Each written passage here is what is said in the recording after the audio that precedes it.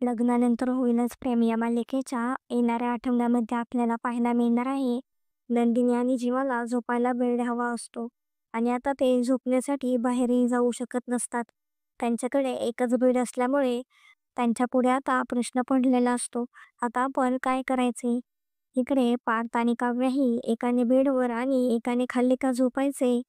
असा त्यांना प्रश्न पडलेला असतो. काव्या पार्थला म्हणत असते, आपण एकमेकांचा इतका आदर करतो, मग एकालाच का शिक्षा? जीवाने नंदिनी आणि त्याचा प्रश्न सोडवलेला असतो. तो नंदिनीला म्हणत असतो, आपण चांगले लाईफ पार्टनर तर नाही होऊ शकत, पण रूम पार्टनर तर नक्कीच होऊ शकतो. जीवा एका बेडचे 2 भाग करतो. जीवा बेडच्या मधोमध बरोबर उशी ठेवतो. एका साईडला नंदिनी आणि एका साईडला जीवा झोपणार असतो. नंदिनीने जीवाला रूम पार्टनर म्हणून स्वीकारलेले असते. इकडे काव्यानेही त्यांचा प्रश्न सोडवलेला असतो. पार्थने काव्याने काढलेला मार्ग स्वीकारलेला असतो.